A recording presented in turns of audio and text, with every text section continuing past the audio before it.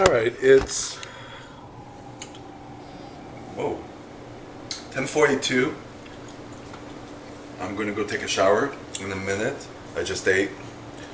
I don't know if I did a video today. I don't think I did. I wanted to talk about how my day went with my client, the troubled one. I think I did mention something, yeah. But now I just thought about something because I saw another video and it got me thinking. Now I just lost my train of thought. Yeah, how... Well, first of all, I tried to hold my own with this client. He's coming tomorrow too.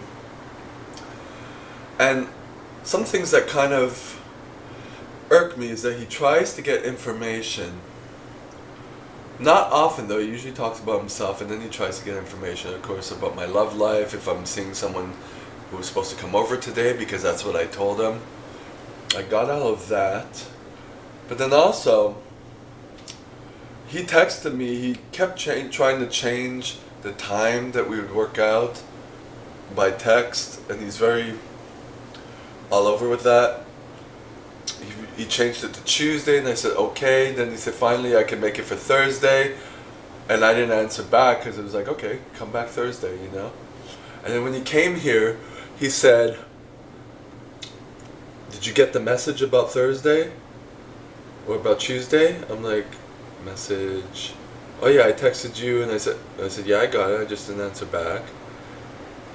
It's like, why didn't you remind, like, you know what I mean? Why didn't you just remind me that it was okay for Thursday, you know, just checking? But you had to wait to come here? That's, no, that's some shady shit, you know. That's not that you know how to communicate, that's that you fucking trying to control people. You know, now that like all these things are coming up, I'm like, I'm so done. It's just waiting to see when he just gives up and stops coming, which is what narcissists do. And I'm gonna try not to, like, you know, try to be the same. I you know, was talking with him and he was on the cardio. You know, he was telling me how the, I think I mentioned this in the last video, but it's just bugging me again. How you know, the ex was calling him and saying how he felt bad that they broke up, he feels depressed and all that, but my client doesn't. And I'm like, why is he calling you and telling you that? He's trying to manipulate you and all that stuff. But I'm just saying that because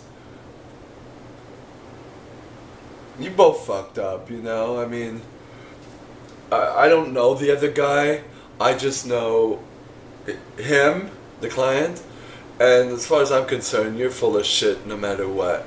You know what I mean? I don't believe anything you say. I'm just now feeding you stuff that you want to hear, and that's it. And give me my money, and that's that. I am so done, you know. That's what this guy in LA, when I was living with him, he was so much like that, claiming to be the victim, and that the other person was a drug addict, and made him do things, and made him become a drug addict. No, you're a 51-year-old person. No, that's not how it works. You know exactly what's going on. My client here, who's 56, you cannot be a 56-year-old dentist and not know shit. You know what I mean? Fuck you. Really, fuck you. So, yeah, I'm pretty pissed about this. But the thing is, I had a couple come. They weren't really a couple, but they were friends. One was in his 70s, and the other one was in his 60s, or pretty close to 60. They were both fucked up. And yeah, they finally said, oh, well, I don't think you're gonna. I think no. One time I started getting a little more real with them, and they couldn't take it. You know, their egos couldn't take it. And then finally, one day, they finally said, you know, we're not gonna why I told them that I was going to go to Florida for a month. Like I was trying to move elsewhere, and one of them wanted access to my apartment to use the gym.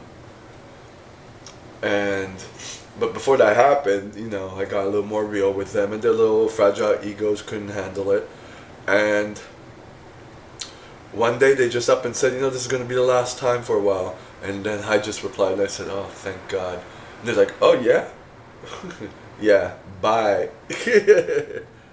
You know, they were giving me so much, I was feeling so anxious being with them and so angry being with them. It's like, I don't like these type of people. You know, it just irks me. And it's sometimes I hit it on the nail on the head, and sometimes I don't. So that's what with practice to know, you know, this guy Richard, which is my client, French Canadian, I couldn't tell. I thought he was, you know. Now after 3 years, I'm like, oh, okay, I'm getting it. But I'm still thinking he's a victim. I'm still thinking that, you know, but no, you're just saying that shit. You're an idiot. You're a goddamn idiot, and get your children out of your fucking house. Stop having everyone close to you to satisfy you. You're not Greek, you're not Italian, you're not supposed to live with your family till you're like, die. You're fucking French Canadian. Get your kids out of the house, you know. Oh. So, that's that.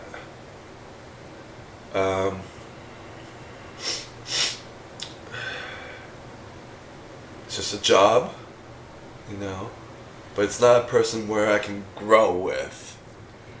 On the other hand, I'm still sick.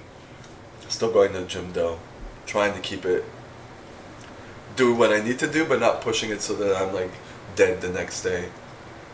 My client in the morning started to get a little closer. She invited me to a corn peel on Saturday, but I don't want to go because I want to spend the time relaxing and then going to the gym. And who knows what I might do Friday night. So I don't want to, you know, I don't want to. I'd like to, but I don't want to. You know, it's just, and I'm sick, and you know, no. But maybe, who knows? So far, I don't feel anything with her like this manipulation, and I know she's strong-minded, and she has a certain mentality. You know, well, she's American, so it's American mentality. It's she has to get accustomed to the stuff happening here too. Understandable, because you know, Americans have that push to it work ethic, which on one hand is good, but on the other hand there's no balance, and so you get a lot of things by the wayside. You know, do it until you die. So, do it till you almost die, then take a rest. So, I think there's good and bad with anything, so there you go. But, yeah, this other client, oh my god. I'm gonna have to keep talking to you guys, to this camera, and just get it out, and just prepare for this guy. You know, initially I was okay with the fact that he was bossy in a professional sense because he was paying, and he was telling me how all this stuff that would just kind of come up. Cleaning company would fire him because he was too demanding. He went to fire an employee, but they had to go through conciliation before going to court, and that's where he dropped the bomb. It's like he was planning shit like this, you know. I understand. I mean, I took someone to court also, but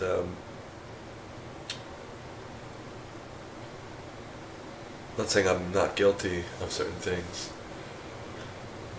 but no intuition, no no desire to improve himself. It looked like he was. He's like, goes to the gym, he goes to yoga, he does so many things, but he doesn't improve on anything. It's not his goal to come here and improve on something. And he's gotten fatter because with his ex, he would make a lot of foods. And then one time he gets skinny because he doesn't eat. It's like so many things he has to look into. And I told him to, you should look into your childhood and he you can tell he's not going to do it. I'm just doing conversation, He can do what the hell he wants as long as I get the money now, but it's stressful now. Just the fact that he comes here, and I'm just waiting for the day that he stops coming here, but then I will be out of money and it will be hard. So, holding back a lot. This is like sucking it up. Putting myself into that role to where I did not want to be. I dropped a lot of things because of that, but some things still come up. So it's a decision that I have to make. And hopefully it will not blow up at this guy and tell him he's a piece of shit and get him the fuck out. Because he might go haywire on that, you never know. Because if he's, conniving against people. Yeah, just wanted to get that off my chest. Talk to you later.